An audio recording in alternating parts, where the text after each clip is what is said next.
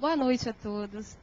É um prazer estar aqui falando com vocês, dividindo com vocês uma temática que mexe de uma maneira intensa com os nossos espíritos, com a nossa essência. Quer falar de Jesus. O tema é Jesus e o livre-arbítrio. Falar de livre-arbítrio, falar de Jesus, tem tudo a ver.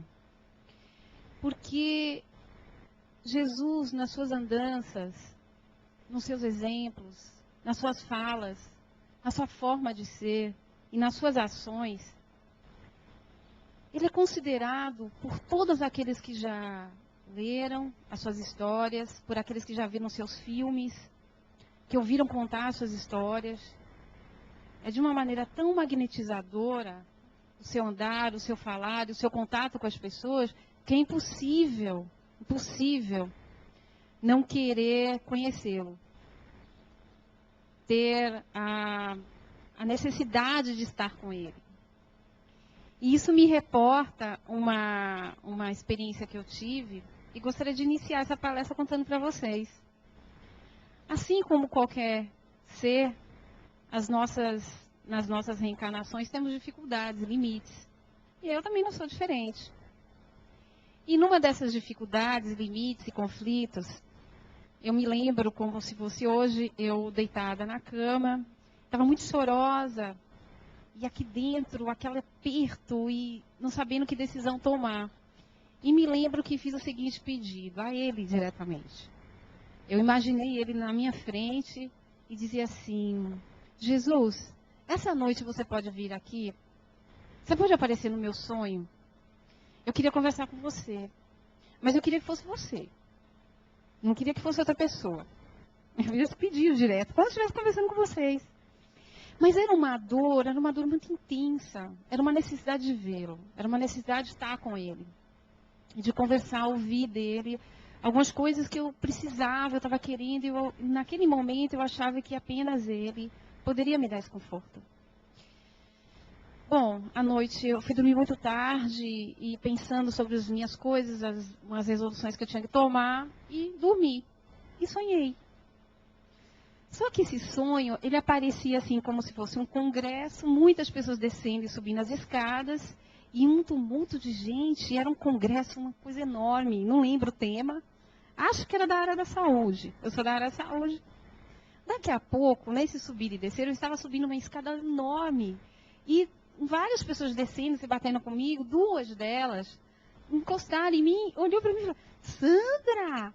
E eu digo, menina, quanto tempo! E elas duas me abraçaram, mas me abraçaram com uma paixão, com amor, com a saudade daquele amigo, daquele parente que há muitos anos você não encontrava. E eu a mesma, mas os sentimentos até hoje batem em mim. E a gente abraçou com aquela saudade, aquele reencontro. E ela dizia, o que você está fazendo aqui? Eu falei, eu pergunto o que vocês estão fazendo aqui. Ela, não, na verdade, a gente está aqui com o mesmo propósito que você. E como é que faz para a gente conversar? Elas vieram me perguntar isso. E eu digo assim, poxa, e eu estava até querendo conversar, mas aqui, ela, não, vamos fazer o seguinte, aqui não dá para a gente conversar. Eu vou lhe entregar um cartão e você vai ligar para mim. E nesse cartão tinha um e-mail, tinha o portal, tinha um e-mail particular, tinha os contatos, o telefone, o nome todo, o endereço. E eu peguei aquilo, eu lembro que eu li e falei assim, nossa, que estrutura legal, né? Eu vou entrar em contato, claro. E botei na bolsa, botei no bolso e tive que subir para fazer alguma coisa, mas fiquei tão feliz de ter encontrado essas amigas. Mas eram amigas, assim, de longa data e com muita intimidade. E acordei. E não lembrava do endereço, não lembrava do telefone, não lembrava do portal, do e-mail, e queria lembrar os nomes, mas eu sabia que eu conhecia. Eu acordei tentando lembrar a imagem, mas eu falei, poxa, mas eu pedi para Jesus aparecer. Não foi para elas, né? Jesus encaminhou as duas. E depois eu fiquei, desses conhecimentos todos que a gente vai aprendendo sobre espírito, tentando entender como é que funciona essa questão do contato, da busca de Jesus, e por que ele encaminhou aquelas pessoas e não veio pessoalmente, né? E aí a gente vai amadurecendo e vai entendendo que tudo tem o seu tempo. E naquela semana eu resolvi conversar com elas, então. Elas me deram contato, elas me deram um caminho, né? Uma forma de telefonar para elas, de falar com elas, e fiz isso durante a semana toda. Olha, eu não lembro quem são vocês, mas eu gostaria de dizer sobre as minhas angústias. é isso, aquilo. E fui falando vários dias. A verdade é que isso foi passando. Aqueles problemas que eram enormes, eles foram indo embora. E por algum motivo eu já não lembrava mais qual era o problema. Eu não lembrava mais o detalhe daquela dor que afogava o meu coração. O tempo passou e eu sempre me lembro disso. O contato com Jesus, a abordagem, a busca desse grande homem que esteve reencarnado entre nós, desse grande espírito, é de uma beleza, é de uma essência quando a gente procura, que a gente tem um desejo, e o livre-arbítrio começa por aí, gente. Os espíritos superiores nos dizem assim, olha, Deus criou todos simples e ignorantes. Simples por conta da sua conduta moral, da simplicidade de ser. Ele está aprendendo, ele não tem como decidir o bem e o mal. Agora não, ele é simples. Todo mundo foi criado igual. Ignorante, porque o conhecimento não chegou até ele. Ler, escrever, dançar, trabalhar as artes. E associar a essa simplicidade, essa ignorância que vai se desenvolvendo e vai chegar num determinado momento que a consciência vai aparecer. A consciência aparecendo, aí começa a despontar os primeiros momentos do exercício do livre-arbítrio. Porque o espírito, na sua essência, quando ele começa a se desenvolver, é muito complicado para ele designar e ele mesmo trabalhar o seu próprio livre-arbítrio. Ele não tem como. Não dá, ele não consegue. Porque lhe falta ferramentas cognitivas, intelectuais, no desenvolvimento da afetividade, para que isso fique mais fácil. Repare uma criança. Repare seus filhos, seus netos, seus sobrinhos, seus vizinhos. Você tem aquele ser que vai crescendo, vai aprendendo a falar, vai aprendendo a andar. E você vai dizendo, olha Maria, pega o garfo assim. Ela vai lá e pega do outro jeito. Aí você descobre que ela é destra. Aí você já vai tentando, você não é, mas você vai tentando se adaptar porque você quer ensinar a pegar no garfo, na faca. Olha, João, não bota o dedo aí dá choque. Mas ele está aprendendo a andar, tudo é motivo de alegria, motivo de contato, tem a fase do pegar, ele vai botar o dedo. Vai tomar aquele choquinho que para ele é muito, para a gente sabe que não é tanto, mas incomoda, ele vai chorar. Vê se ele vai colocar o dedo de novo. Ali não. É que nem um cachorro, às vezes, que tem um instinto bem trabalhado, que você coloca o fio ali, que dá um choquinho, ele não passa ali para entrar, às vezes, para mexer nas suas ervas, nas suas plantas. Porque a gente traz, nesse desenvolvimento, parte desses instintos. Porque nós desenvolvemos nossas experiências nos reinos. No mineral, que se concentra toda uma energia, que aparentemente não é nada, mas ali está um nível de concentração energética interessantíssima para a experiência dessa mônada, desse princípio espiritual, que um dia, em conjunto com a matéria, realmente reencarnante, a gente vai conseguir desenvolver esse princípio inteligente e vai conseguir desenvolver a consciência. Mas esse é um caminhar longo, leva muito tempo. Existem determinados locais de moradia do espírito que a matéria ela já não é tão densa, não é tão pesada. Então o desenvolvimento da consciência é muito mais amplo. E aí a liberdade das escolhas torna mais claras. Ainda não é o nosso caso. Estamos aprendendo a lidar com esse livre-arbítrio porque a consciência não está despertando agora. É como, às vezes, tomamos algumas ferroadas, algumas pitadas, beliscões, aí a gente acorda e, retoma o caminho. Não é por esse caminho. Esse caminho está muito longo, ele está muito duro, é muito sol, é muita terra. Eu vou buscar um caminho mais confortável. Mas, para estas decisões acontecerem, é preciso experimentar. A reencarnação é uma bênção, porque ela nos dá essa oportunidade. Quando se experimenta vários reinos, um mineral, aquela forma de energia concentrada, e no despertar de um determinado reino, que é o reino vegetal, onde a sensibilidade está ali, a toda prova. Ora, olha eu desenvolvendo de alguma forma, não que tenha sido vegetal, mas estava ali a minha essência fazendo uma experiência em um determinado reino. Enquanto outros estavam em outras experiências, ainda dentro daquele padrão de nível progressivo daquele reino, porque ainda assim existem os padrões de progressão. como existem os padrões de progressão do espírito. E assim ele vai se dando um determinado momento nessa saída para outro reino, porque isso nós não temos a informação, estamos fazendo a experiência, as nossas essências no reino animal, inferior. E o instinto a toda prova, a caça, a busca do coração acelerado para pescar, para caçar, com medo de outros animais, a caça de... Outro dia eu estava vendo no Discovery o comportamento da hiena. Meu Deus, aqueles animais, eles enfrentam leões, onças, os animais mais temerosos para nós, eles não têm medo. E às vezes esperam aquele animal envelhecer, porque sabe que ele não consegue mais subir nas árvores, correr atrás de outros animais para se alimentar, e ficam na espreita, até ele não caminhar mais, e enfrentar e comê-lo.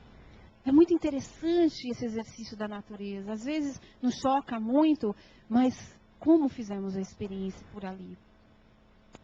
Quando estamos nesse momento agora, desse princípio espiritual agora, com essa matéria que vem do fluido cósmico universal, estamos agora moldados a fazer outras experiências reencarnatórias.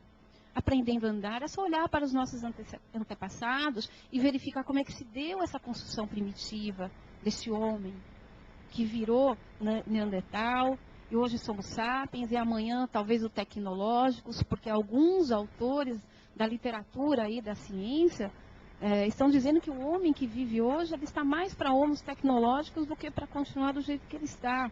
Uma outra forma conceitual de lidar com o que é digital, o que é virtual, né?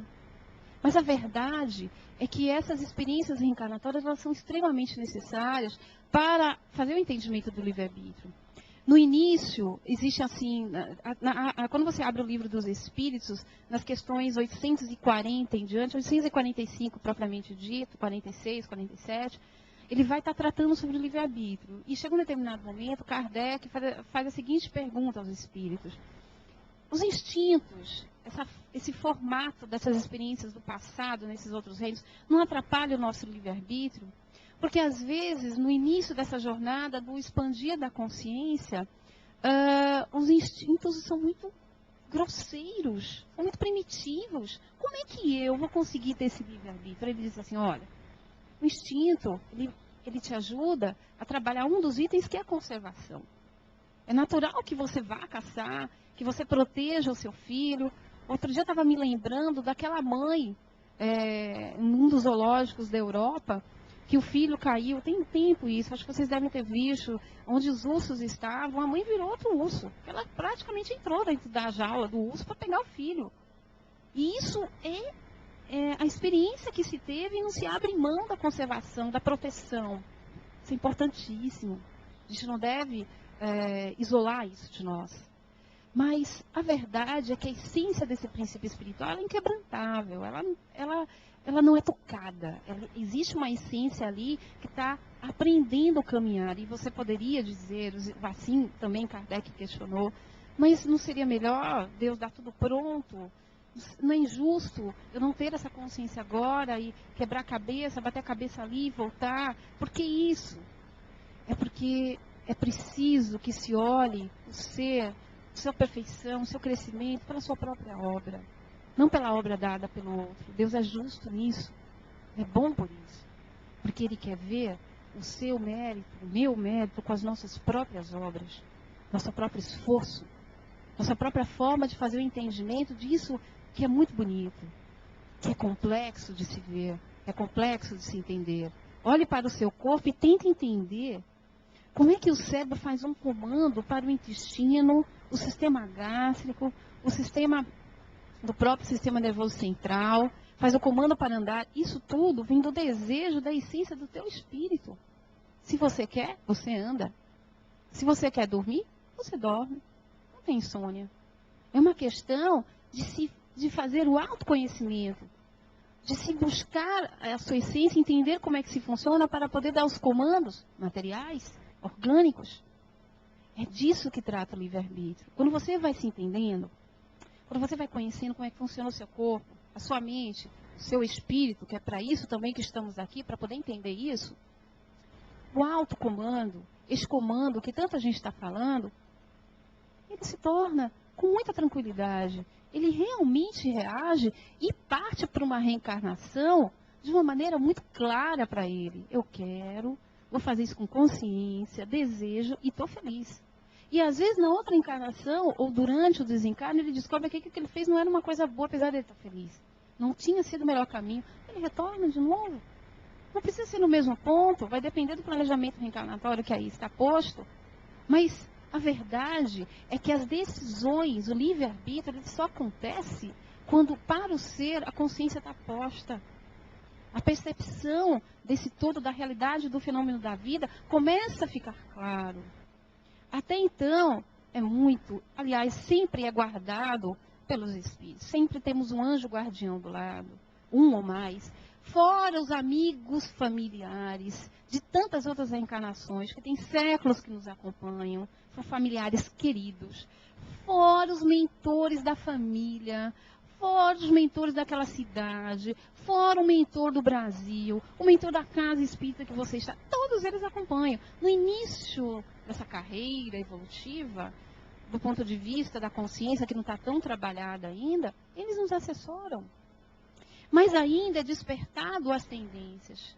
Uma vez Kardec também fez a seguinte pergunta: por que tem pessoas como Jesus Cristo, já é Cristo, em vários orbes? Porque o Cristo que estamos falando e que conhecemos é do planeta Terra. Mas existem outros planetas, outras esferas e outras dimensões, existem outros Cristos. Como é que eles chegaram onde eles estão? E nós ainda estamos aqui. Como é que isso se deu? Porque se todos foram simples e ignorantes, não cresceram assim, não foram pelo sopro divino, e aí foi dado esse primeiro momento, que ainda queremos quantificar e temos dificuldade, porque é tão complexo esse entendimento. Mas a verdade é que isso foi posto, e alguns com as suas tendências conseguiram com uma facilidade muito, muito clara a despontar de uma maneira muito fácil, por conta da sua percepção da vida, das tendências, das suas escolhas. A consciência se deu mais rápido para ele por causa de determinadas vantagens, porque o pai, o senhor da vida, botou a mão na cabeça e priorizou? Não. É pelas nossas próprias escolhas. O princípio espiritual, ele não é mexido. Ele vai ter um aporte do material para que a gente possa reencarnar. Mas a essência do amor, ela é latente. Durante o processo, essa criança que vai sendo criada por nós e sendo orientada, em muitos momentos ela vai lhe fazer uma pergunta: mãe, o que é isso? Pai, como é que faz aquilo? Pai, como é que amarra o cadastro? Você vai ensinando. Mas chega um determinado momento, você vai ver que ela não está fazendo como você ensinou. Você tanto que pediu, seja educado. Quando você entrar, dê boa noite, fale bom dia. Seja educado com sua professora, não responda, sente adequadamente. Mas chega um determinado momento, por mais que você tenha ensinado, ela não faz, aí você fica chateado. Os espíritos superiores não ficam chateados com a gente. Eles orientam, eles intuem. Foram lá no sonho, nos deram um toque. Nós acordamos com uma outra energia, a intuição. Durante o decorrer do dia, a gente mudando de rumo, por que será? Porque não estamos sós. Mesmo com a consciência um pouco mais ampla, com mais facilidade das nossas escolhas, eles ainda estão presentes, mas não nos cobram. E às vezes estamos cobrando isso. Por que eu estou tocando nesse assunto? Por conta dessas palavras aqui.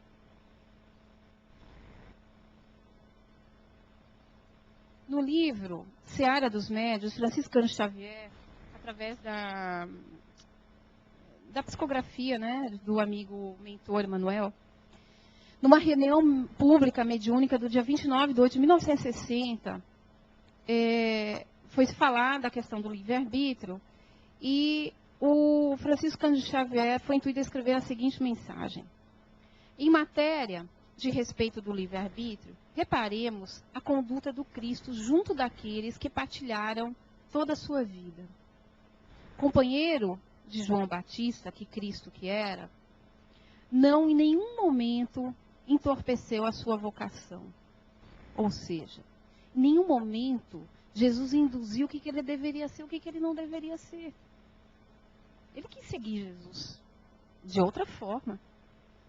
Muitas vezes era criticado, cabeça foi cortada, diziam que ele não tinha papa na língua, ele falava muito, e falava de uma maneira bravadora. Então as pessoas questionavam muito. Em nenhum momento Jesus criticou a forma dele ser. Nenhum momento. Quantas vezes somos tiranos, às vezes, de criticar o outro na nossa forma de ser, no seu crescimento. Crianças, às vezes. Somos tão duros que depois nos arrependemos, não temos coragem de pedir desculpa à criança.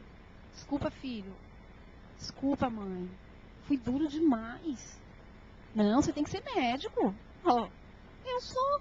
Você tem que ser enfermeiro. Você tem que fazer artes. Não, você tem que ser engenheiro. A gente mudando o rumo das pessoas. E ela vai abrindo, o desejo dela é outro. Quero dançar. Quero cantar. Você orienta, você bota a prova, faz os testes, encaminha, olha, tá vendo essa faculdade, tá vendo esse conteúdo? Olha só que interessante, conheça antes de decidir. Esse é o nosso papel. Jesus pôs à prova todas as informações. Quando ele se reunia na casa de Pedro para poder fazer as conversas, ele sempre trazia uma mensagem para poder fazer essa reflexão. Mas ele não dizia, não faça isso. Ele não tinha esse papel. Por isso que ele é considerado como modelo. Porque ele fazia isso de uma maneira tão bela, tão magnetizadora e tão doce, que não tinha quem não ficasse prestando atenção nas coisas que ele falava. Um outro momento é assim, ajuda sem pedir adesões. Quantas vezes alguém nos diz assim, poxa, você pode ajudar não sei quem? Ah, mas só se alguém me ajudar. Só vou fazer isso se tiver ajuda. E a gente fica nessa dependência de ajudar o outro, com a dependência outra que eu não sei de onde que a gente tira. E quando eu falo a gente, todos estamos envolvidos, inclusive eu, porque estamos no processo de refletir sobre isso. Importante que a gente tome para a gente. Não o que ele escreveu e que isso esteja distante de nós, mas que esteja muito perto. Porque Jesus fazia isso, quantas ajudas foram pedidas, em nenhum momento se viu ele pedir para outra pessoa fazer. Às vezes, ele intuía, você pode fazer. E quantas vezes os apóstolos iam lá tentar tirar os espíritos que estavam perturbando determinadas crianças, determinados epilépticos, e não conseguia, voltava para ele, Jesus, eu não estou conseguindo. E eles diziam, homem de pouca fé.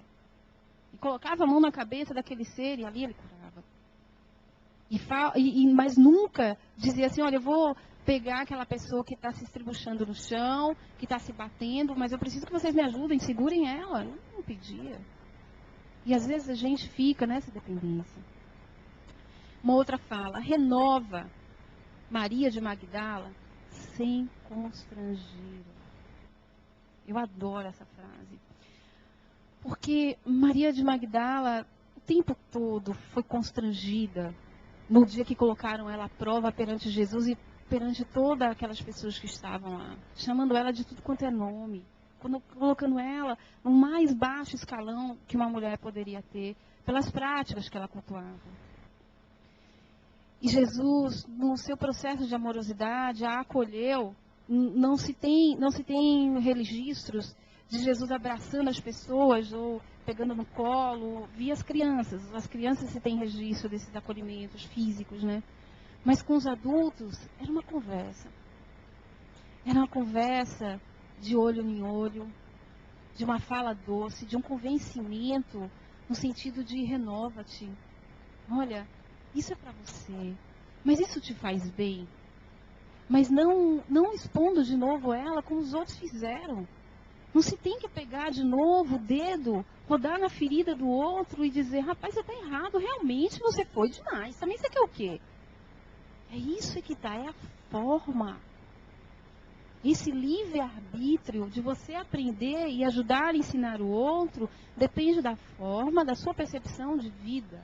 Você quer para você aquilo que você está fazendo com o outro? Então faz.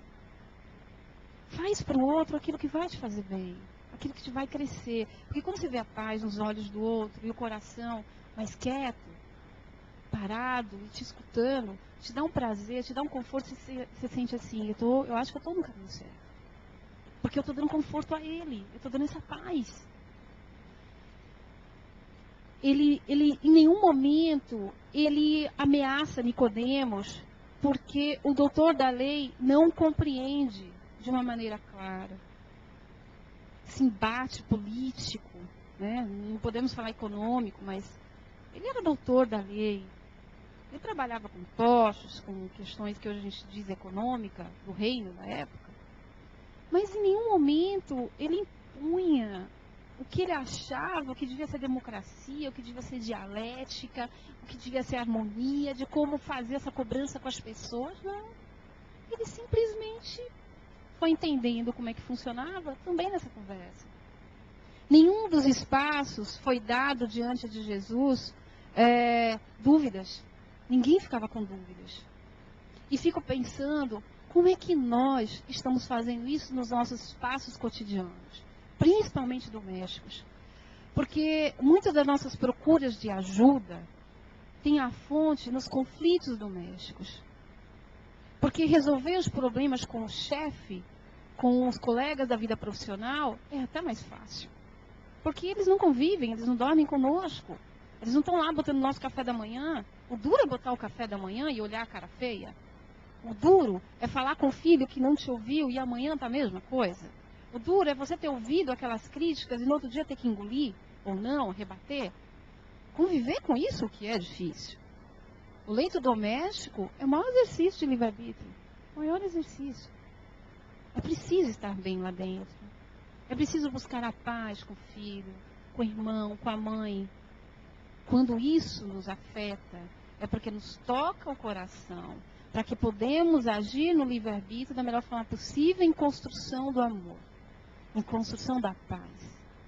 Porque se as coisas não estão bem lá, aqui vai ser tudo camuflado. As máscaras vão aparecer, todo mundo de perna cruzada, com a bolsa pendurada, com o carro estacionado, vão tomar um passe, aí tudo fica fácil.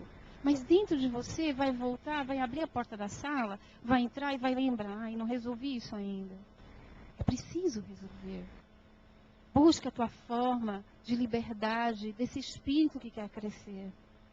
E vai atrás disso e resolve. Pede ajuda. Conversa francamente, sem constranger. Você não precisa disso, e eles também não. Todos queremos ser amados.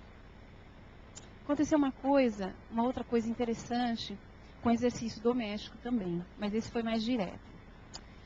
Numa abordagem com minha filha, ela não concordou. Ela é uma criança, bateu o pé, reclamou, não concordou e começou a chorar. Mas era um choro, não era um choro educado, era um choro estridente. E é óbvio que eu quis ser mais alta. Não faça isso, porque isso é errado. Gritei mais do que ela. E ela lá do outro lado, não fale assim comigo que eu não gosto. E eu digo, quase que eu vou aumentando a voz para rebater. E me lembrei, não foi isso que eu aprendi? E agora? Vou fazer como? Porque dentro de mim eu não aceito que grita mais alto do que eu. E ela também não estava aceitando. Por quê? Porque ela também é um espírito. Isso também machucou ela. Eu fiquei pensando sobre como lidar com isso. Ela foi para a cama, chorou e estava soluçando. E eu vi, foi demais. Isso não pode acontecer. Eu não posso fingir que isso está acontecendo. Ela é apenas uma criança, eu sou uma adulta.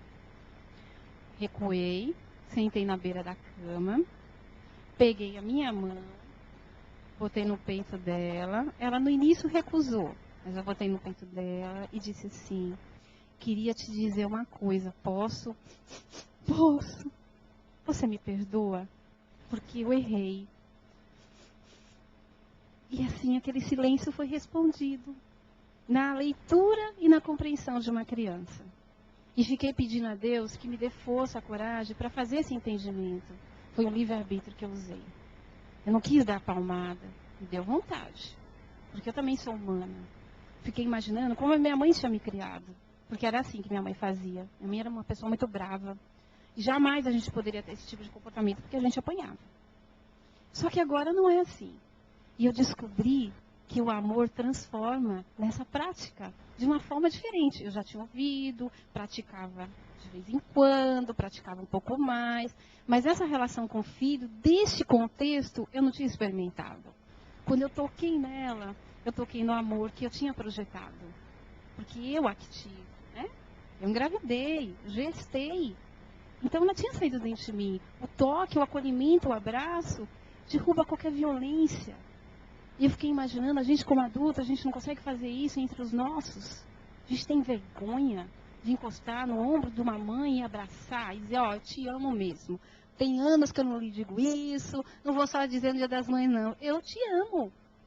E dizer isso pro pai. Aquele irmão que tanto tempo que você não fala, vai buscar ele. Procura saber onde ele está, escreve uma carta. Faz qualquer coisa que te dê essa liberdade de amar, porque o Espírito ele é livre, ele pode e ele quer. Quando Francisco escreveu esse livro, ele lembra a gente desses detalhes. De que o ímpeto do Espírito, o desejo, aquilo que ele vai buscar, ajuda ele a fazer um crescimento, que é isso que às vezes diferencia a gente do Jesus que existe, do Cristo, porque ele percebeu isso mais rápido. Em termos de dimensão temporal, ele sacou isso muito mais rápido. E ele está ali na frente. E às vezes a gente percebe isso de maneira mais rápida do que o filho, do que o marido. Às vezes o filho percebe mais rápido que a gente. Poxa, outro dia minha mãe me disse assim, você pode fazer isso e isso por mim? Eu digo, mas mãe, você está me pedindo isso? Você que é minha mãe. Você sabe fazer isso? Ah, não. Mas você faz isso de forma diferente por isso. E me trazendo qualidades que eu nunca tinha ouvido da minha mãe. E eu dizendo assim, nossa, que legal essa percepção. Eu fiquei tão grata por aquilo e fiz com tanto carinho aquilo que ela me pediu. Porque naquele momento ela se reconheceu limitada para fazer determinada ação. É isso.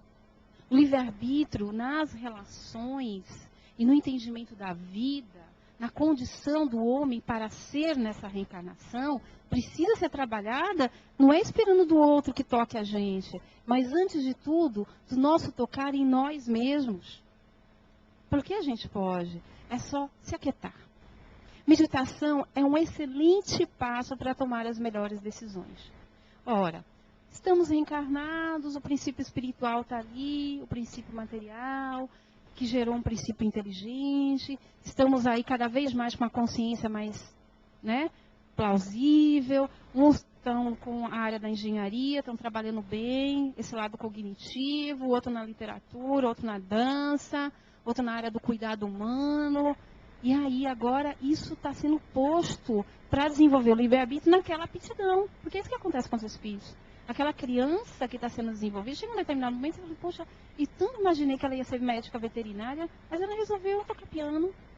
Porque ali, naquela reencarnação, foi uma opção de fazer esse desenvolvimento. Isso não quer dizer que ela nunca vai ser uma coisa, ou de repente até já foi. Então, a cada reencarnação, a gente vai desenvolvendo essas aptidões para que quanto mais aptidões tenhamos, mais a consciência seja ampla e as decisões futuras sejam mais harmoniosas e límpidas. Porque os arquitetos estelares, os espíritos superiores, que ajudam na construção de outras dimensões, de outros planetas, das estrelas, dos cometas, da ajuda dos reinos, eles têm todas essas aptidões trabalhadas. Eles conseguem ter uma margem de consciência e de justiça e de harmonia tamanha que eles são responsáveis por essas construções, por esses acompanhamentos, que não temos ainda. Às vezes, na gestão do nosso próprio lar, a gente tem muita dificuldade. Não sabe fazer contas, usa cartão de crédito extrapolando, porque acha isso legal, e diz que não vai comprar, mas acaba comprando. Essa gestão fica meio que atrapalhada. Não tem problema, a gente vai usar outra encarnação para fazer a gestão do cartão de crédito. Não tem problema nenhum. A questão é que a gente tem muitos, né? O problema é esse. Quantidade, não é mesclada com a qualidade. E aí nas reencarnações a gente vai trabalhando isso. Alguém, às vezes, um ou outro avisa a gente, olha, está gastando demais. A gente fica incomodado, né? Fica reclamando. Não, mas eu estava precisando. Será? É isso. Reencarnação é isso. Livre-arbítrio. A gente vai se preocupando, aprendendo o que a gente precisa mais, quais são as nossas necessidades. Essa mesma criança, ela vai aprendendo as coisas diante da necessidade do contexto dela. Se ela quer pegar uma bola e jogar em você, é uma necessidade, às vezes é a forma dela brincar. Não fez aquilo por maldade. Cristo chamava a atenção de como a gente deveria aprender com a pureza das crianças. Isso está escrito em vários contextos bíblicos e no Evangelho segundo o Espiritismo. Por que será que ele deu esse toque, ele deu essa luz? Porque ali tem uma pureza de caráter, de índole, que está sendo reiniciada pelos adultos que estão com ela. Por isso a nossa responsabilidade. A gente que tem filho tem outro contexto também de responsabilidade que é dado. O que é que você está fazendo com o filho que eu te confiei? Porque ele está aí, já não é mais simples e ignorante, porque ele está reencarnado aí, mas por um determinado momento, do ponto de vista sistema nervoso central, orgânico, ele está um pouco primitivo, ele vai crescendo, vai chegar um determinado momento que ele vai estar mais maduro do ponto de vista orgânico, e do ponto de vista espiritual, a gente deixou um pouco meio que esquecido as coisas para ele, porque você vai ajudar a redirecionar algumas tendências que não eram legais. Então, quando o pai e a mãe percebem, tem a sensibilidade de perceber essas tendências, é ótimo para a formação desse espírito. Porque aconselha, porque acolhe, vem chorando, errou, 1000 vezes volta, colo da mãe e do pai, a casa sempre vai estar aberta. E quando a gente não tem, nós que muitas vezes não tivemos, quanto isso nos fez falta. E hoje nós temos o livre-arbítrio de não ter que repetir isso, repare. Porque as experiências foram difíceis para nós. Por que às vezes eu estou repetindo aquilo com o filho? Ai, mas é porque eu puxei isso da minha mãe. Tá, puxou da mãe, mas reflete. É bom puxar tudo da mãe? É bom puxar tudo do pai? Quais são as necessidades do momento para com aquela família e com você?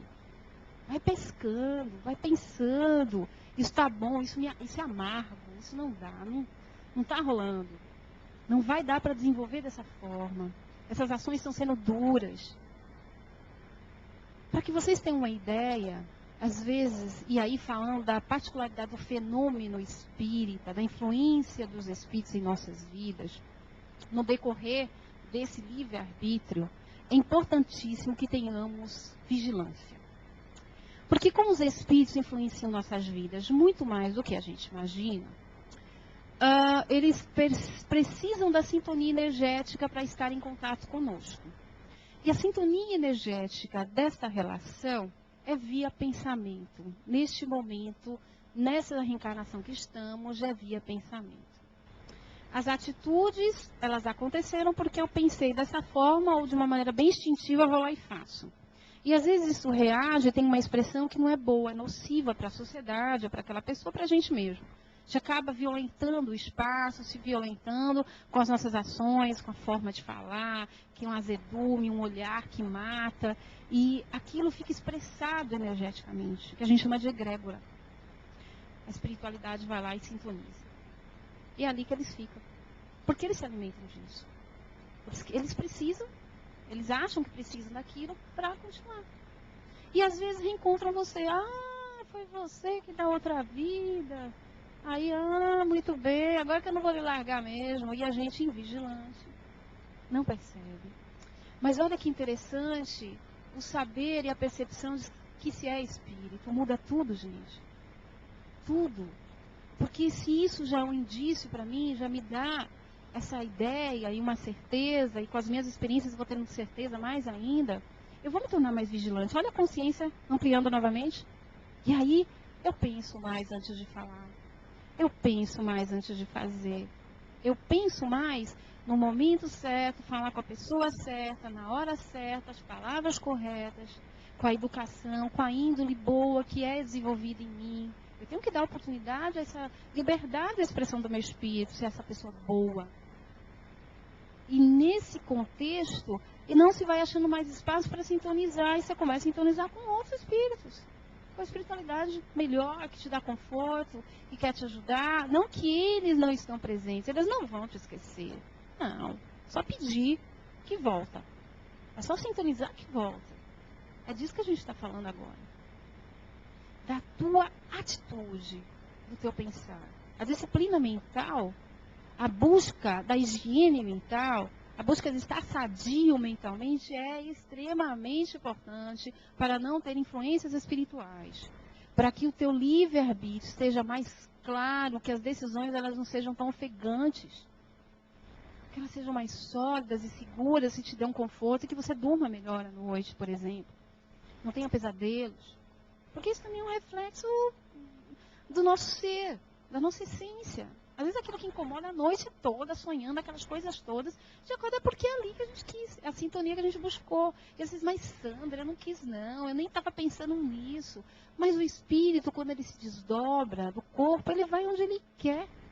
A matéria ainda aprende muito do nosso racional, da nossa forma cognitiva ainda de estar fazendo determinadas compreensões, mas livre, sem a matéria, ele perambula, ele vai onde ele quer estar. Legal a gente buscar estar disciplinado durante o dia. Com quem conversar? O que falar? Que mensagem? Sempre a gente tem uma palavra de mensagem a dizer àquelas pessoas. Antes de ir embora do seu trabalho, deseje coisas boas. Eu tenho uma pessoa que eu conheço que ela todo um e-mail que ela manda, ela escreve assim no início: paz. Paz. Ela não deixa de escrever isso. Eu acho isso muito bom, muito bom. Porque eu me sinto assim. Eu sinto conversando com uma pessoa que está me desejando isso. Numa forma tecnológica tão moderna, né, tão atual, que é o e-mail. É preciso buscar essa forma de ser. Porque nós não precisamos dessas influências espirituais, porque ainda estamos tão precisados ainda de outras coisas. Eles precisam ser cuidados, eles precisam ser tratados e reencaminhados. E a espiritualidade vai cuidar disso, enquanto a gente está cuidando da gente. Mas quanto mais a disciplina e quanto mais esse aprendizado, não pensem que eles vão ficar isolados, não. Eles também estão aprendendo, porque às vezes eles vêm atrás de todos nós, fazendo essa sintonia, pelas necessidades deles. Quando a gente vai mudando, eles também vão mudando. A ponto de dizer: ah, eu estava acompanhando ele, estava bom demais. Depois começou a ficar ruim, mas agora eu já estou me sentindo melhor. O espírito dizendo, a dor de cabeça que eu tinha eu não tenho mais.